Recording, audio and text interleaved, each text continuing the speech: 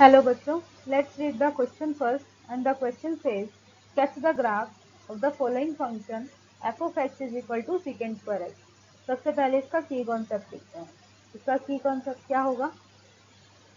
हमारे पास जो फंक्शन है secant square x वो एक पेरियोडिक फंक्शन है। It is a periodic function और इसका पीरियड हमारे पास कितना होगा? With period pi. With period pi. तो इसीलिए जो आपको ग्राफ ड्रॉ करना है f of x is equal to second square x का, वो ओनली किस इंटरवल के लिए आपको करना है? 0 to पाई इंटरवल के लिए। तो अब हम इसके सॉल्यूशन पे चलते हैं। आपके पास जो फंक्शन है वो क्या है? Second square x. तो f of x is equal to second square x. हम इसे क्या लिख सकते हैं? 1/cos स्क्वायर एक्स भी लिख सकते हैं। तो अब हम इसके लिए टेबल ड्रॉ करेंगे। तो 1/cos स्क्वायर एक्स के लिए हम टेबल ड्रॉ करेंगे। तो यहाँ पर आप x की वैल्यू पुट करवाओगे, आपको एफ ऑफ एक्स की वैल्यू मिल जाएगी।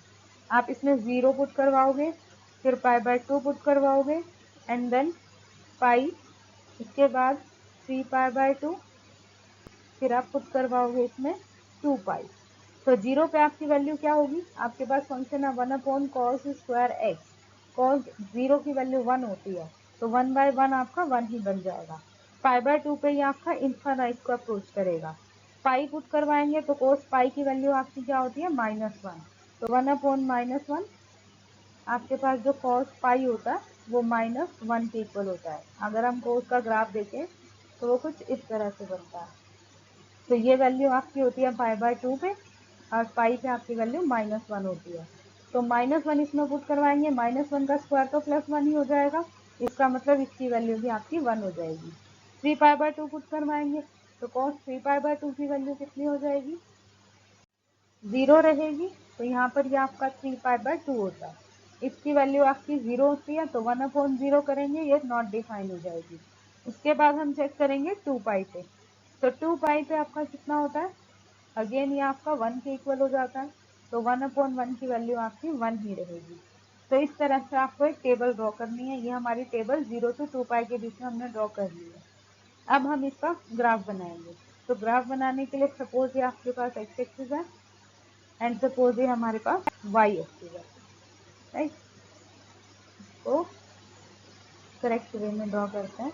ये हमारी सपोज वाई एक्सिस हो जाएगी। ये आपके पास सपोज पॉइंट 0 है।